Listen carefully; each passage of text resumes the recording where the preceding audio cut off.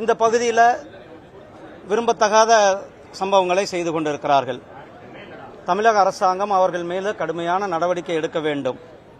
உங்களுக்கெல்லாம் தெரியும், 1931 பிரிவி கவுன்சிலில், அப்போ அந்த பிரிவி கவுன்சிலுடைய நீதிமன்றத்திலேயே இந்த ஒட்டுமொத்த மலையும் மொத்தம் 33 சென்ட் தவிர ஒட்டுமொத்த மலையும் முருகப்பெருமானுக்கே சொந்தம் என்று தீர்ப்பளிக்கப்பட்டிருக்கிறது. ஆனால் அதை மீறி இந்த தீர்ப்புக்கு மாறாக 1983 ரெவன்யூ டாக்குமெண்ட்ஸில் திடீரென அந்த யூடிஆர் பதிவில் இந்த மலை தமிழ்நாடு அரசாங்கம் தன்னுடைய ரெவன்யூ டாக்குமெண்ட்ல சிக்கந்தர் மலை என்று தவறாக குறிப்பிட்டிருக்கிறார்கள். வருவாய்த்துறை ஆவணங்களில் பார்த்தீங்கன்னா திருப்பரங்குன்றம் என்றே இருக்க வேண்டும், மலை என்று தான் இருக்க வேண்டும். ஆனால் மாறாக கொடுத்திருக்கிறார்கள்.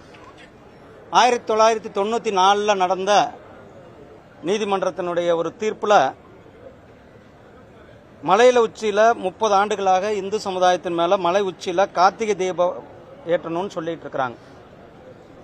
ஆனால் அந்த 1994 ஜட்ஜ்மெண்ட்ல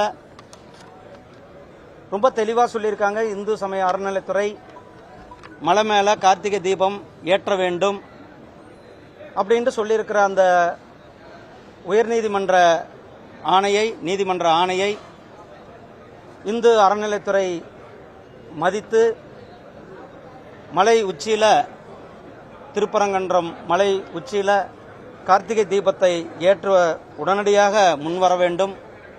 தமிழகம் முழுவதும் இருக்கின்ற, உலகம் முழுவதும் இருக்கின்ற தமிழ் மக்கள் சார்பாக, முருகப்பெருமானை வழிபடுகின்ற முருக பக்தர்கள் சார்பாக இந்த கோரிக்கையை நான் வைக்கின்றேன். உடனடியாக இந்து அறநிலைத்துறை நம்மளுடைய திருப்பரங்குன்றம் மலை மேல, மலை உச்சியில் கார்த்திகை தீபத்தை ஏற்றுவதற்கு அனைத்து நடவடிக்கைகளும் எடுக்க வேண்டும். அதே போல பார்த்தீங்கன்னா இந்த கோயில் ஒரு சைவ திருத்தலம். நம்ம தெரியும், நம்ம ஊர்களில் கருப்பனார் வேண்டுறோம், கருப்பனாருக்கு நம்ம பலியிடுதல் நம்ம பண்ணுறோம். அதே மாதிரி மதுரை வீரன் சாமிகள் வேண்டும் போது அங்கே பலியிடுறோம். அது நாம் அந்த கிராமத்தை காக்கின்ற கோயில்களில் காவல் தெய்வங்களை போற்றும் விதமாக நாம் கொண்டாடும் பொழுது அங்கு நாம் பலியிடுகின்ற வழக்கம் நம்மளுடைய இந்து சமுதாயத்தில் காலங்காலமாக நாம் போற்றிக் கொண்டிருக்கின்றோம்.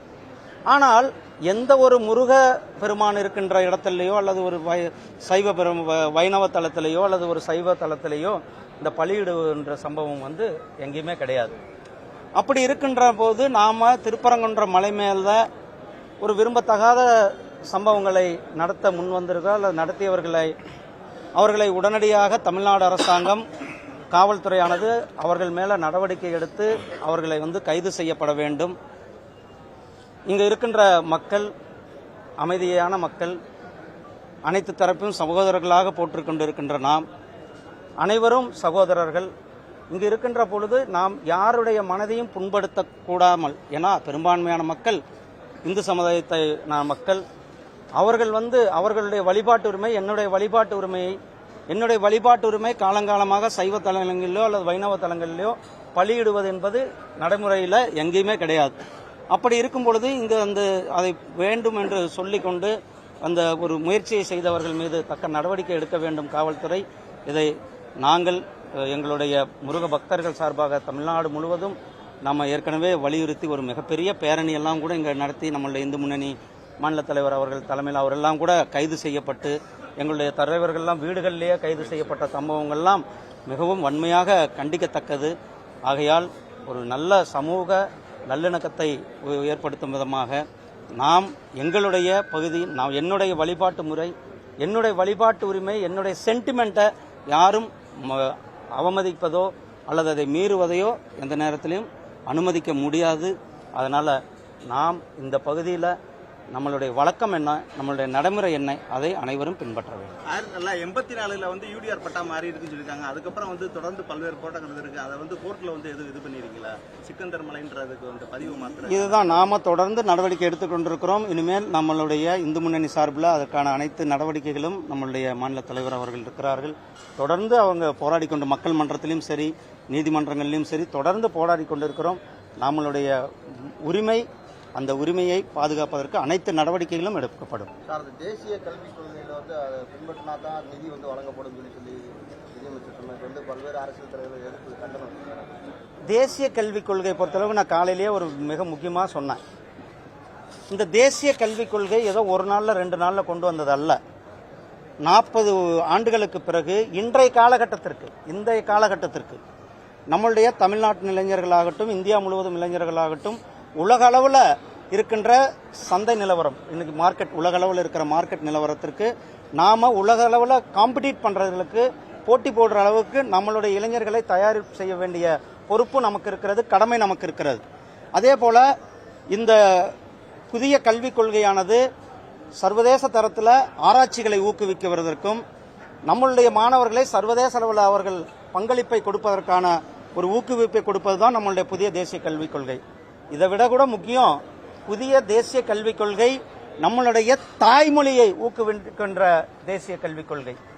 ஆரம்ப காலத்தில், அதாவது ஆரம்ப நிலை கல்வி 1ஆம் வகுப்பு 2ஆம் வகுப்புல எல்லாம் தாய்மொழியில படிக்கணும், தாய்மொழியில தான் குழந்தைகளை படிக்க வைக்கணும், தாய்மொழிக்கு மிக முக்கியத்துவம் கொடுக்கின்றது தான் இந்த புதிய கல்விக் கொள்கை. ஏன்னா தாய்மொழி மூலமா ஒரு குழந்தை தன்னுடைய அறிவை இன்னும் அதிகமாக சொல்ல முடியும், தன்னுடைய கண்டுபிடிப்புகளை அதிகமாக சொல்ல முடியும். அதனால தாய்மொழியை ஊக்குவிக்கின்ற ஒரு புதிய கல்விக் கொள்கை நாம் கொடுத்திருக்கிறோம். ஏன்னா திமுக காரங்களுக்கு வேணா தாய்மொழி வந்து இங்க வேண்டான்னு நினைக்கிறாங்க போல தெரியுது. ஏன்னா அவங்க இப்ப நடத்துற ஒரு பள்ளிக்கூடத்துல கூட தமிழ் கிடையாது. திமுக காரங்க நடத்துற எல்லா பள்ளிக்கூடங்கள்லயும் ஹிந்தி சொல்லி கொடுக்குறாங்களா இல்லையா? நான் ஹிந்திக்கு ஆதரவு பேசல, ஆனா எல்லா பள்ளிக்கூடங்கள்லயும் ஹிந்தி சொல்லி கொடுக்குறாங்க. ஏதாவது திமுகவினுடைய நிர்வாகி நடத்துற பள்ளியில நான் ஹிந்தி சொல்லி தர மாட்டேன்னு அவங்க பள்ளிக்கூடத்தை மூடுவதற்கு தயார் இல்ல. ஏன்னா சாதாரண ஏழை எளிய மக்கள் படிக்கின்ற, சாதாரண கவர்மெண்ட் ஸ்கூல்ல படிக்கிற ஏழை எளிய மக்கள், வறுமை கோட்டு கீழே உள்ள மக்கள், பட்டியலின மக்களினுடைய அவங்க தான் அரசு பள்ளிகளில் படிக்கிறாங்க. அந்த அரசு பள்ளிகளில் படிக்கிற குழந்தைகள் வேறொரு மொழி கற்பதில் என்ன பிரச்சனை? அதாவது நாம வந்து இந்த மொழி தான் கத்துக்கணும்னு சொல்லல, மும்மொழி கொள்கை. நீங்க தமிழ் கத்துக்கலாம், இங்கிலீஷ் கத்துக்கலாம், இதை தவிர ஒரு மொழி, அது மலையாளமாக இருக்கட்டும், தெலுங்காக இருக்கட்டும், கன்னடமாக இருக்கட்டும், உருதுவாக கன்னடமாக இருக்கட்டும், ஒரியாக இருக்கட்டும், மராட்டியாக இருக்கட்டும், இப்படி எத்தனையோ மொழிகள் இருக்கு. தமிழ் மொழியை உத்தரப்பிரதேச 3 மொழி கொள்கை வரும்பொழுது தமிழ் மொழியை உத்தரப்பிரதேச பள்ளிகளில் கற்பிக்கப்படும். ஏற்கனவே உத்தரகண்ட்ல அதற்கான நடவடிக்கைகள் எடுத்துக்கொண்டு இருக்கிறார்கள். அதே போல ராஜஸ்தான்ல படிக்கிறதுக்கு மாணவர்கள் தமிழ் என்பது மிக முக்கியமான மொழி, மிக பழமையான மொழி, மிகவும் தொன்மையான மொழி என்பது நம்முடைய தேசிய தலைவர், மரியாதைக்குரிய நம்மளுடைய மாண்புமிகு பிரதமர் திரு நரேந்திர மோடிஜி அவர்கள் உலகரங்கில் சொல்லிக் கொண்டு இருக்கிறார்கள். யாதுமூரே யாவரும் கேளீர் என்று ஐநா சபையில போட்டிருந்தார். தமிழுக்கு இன்றைக்கு மரியாதை கொடுக்கும் விதமாக 3 வருஷமா காசி தமிழ் சங்கமம் நடத்தி கொண்டிருக்கிறது. நேற்றைக்கு முன்தினம் காசி தமிழ் சங்கமானது தொடங்கி வைக்கப்பட்டிருக்கிறது. உத்தரப்பிரதேசத்தினுடைய முதலமைச்சர் மரியாதைக்குரிய யோகி ஆதித்யநாத்ஜி அவர்கள் தொடங்கி வைத்து தொடர்ந்து 25ஆம் தேதி வரலும் நடைபெற்ற இருக்கிறது. அதனால தமிழ் மேல அதிக முக்கியத்துவம், தமிழ் மொழிக்கு, தமிழ் பண்பாட்டுக்கு, தமிழ் கலாச்சாரத்திற்கு முக்கியத்துவம் கொடுப்பது பாரதிய ஜனதா. உங்களுக்கு தெரியும், நான் மதுரையில் இருக்கிறோம். ஜல்லிக்கட்டை யாரு ஒழிச்சது? ஜல்லிக்கட்டு நடக்கக்கூடாதுன்னு அப்ப இருந்த காங்கிரஸ் அரசாங்கமும் திராவிட முன்னேற்ற கழக அரசாங்கமும் அதை வந்து நடத்த விடாம பண்ணாங்க.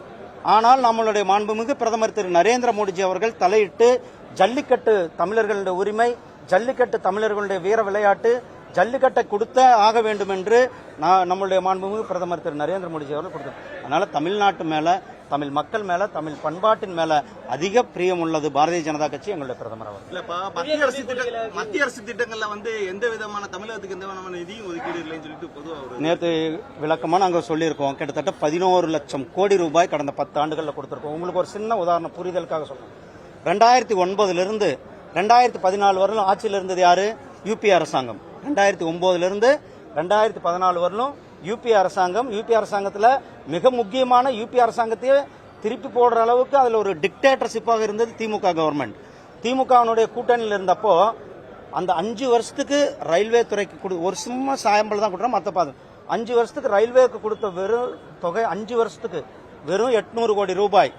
ஆனால் எங்களுடைய பிரதமர் திரு நரேந்திர மோடிஜி அவர்கள் போன வருட ரயில்வேக்கு மட்டும் கிட்டத்தட்ட 6000 கோடி ரூபாய், இந்த ரயில்வேல கிட்டத்தட்ட 6600 கோடி ரூபாய், 9 புதிய ரயில் பாதைகள் கொடுக்கப்பட்டிருக்கிறது. மதுரை ரயில் நிலையம் நீங்க போய் பாருங்க, இன்னைக்கு சர்வதேச அளவில் ஒரு மிகப்பெரிய விமான நிலையத்துக்கு ஈக்குவலாக மதுரை ரயில்வே நிலையத்தை கொடுத்திருக்கிறோம். மதுரை விமான நிலையத்தினுடைய 2ஆம் விரிவாக்கத்திற்கான பணிகள் நடந்து கொண்டிருக்கிறது. திருச்சிராப்பள்ளியினுடைய சர்வதேச விமான நிலையத்தை கொடுத்திருக்கிறோம்.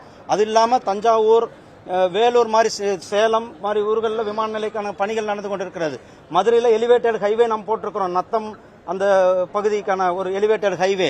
அதே மாதிரி இன்றைக்கு பாருங்க, Madurai to Kollam express highway, அதே மாதிரி Chennai to Bengaluru express highway, Chennai to Visakhapatnam express highway, Vande Bharat மதுரையிலிருந்து பெங்களூருக்கு ஒரு வந்தே பாரத் ரயில், மதுரை வழியாக சென்னையிலிருந்து திருநெல்வேலி நாகர்கோயிலுக்கு ஒரு வந்தே பாரத் ரயில். இப்படி தமிழ்நாட்டினுடைய வளர்ச்சி நான் இன்னும் சொல்லிக்கிட்டே போகலாம்.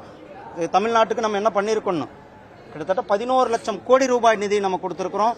இந்த நிதியாண்டிலும் நிதி கொடுத்திருக்கிறோம். ஒவ்வொரு டிபார்ட்மெண்ட்டும் அவர்களான பணிகளை நாம் இங்கே செய்து கொண்டிருக்கிறோம். தமிழ்நாட்டுக்கு முன்பு எப்போதும் இல்லாத விட மிக அதிகமான நிதியையும் முக்கியத்துவம் கொடுத்து கொண்டிருக்கின்றோம்.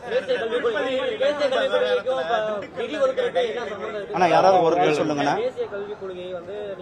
ஆனா உங்களுக்கு நான் பதில் சொல்லிட்டேன். விடுங்கண்ணா, இது பதில் சொல்லிட்டேன்.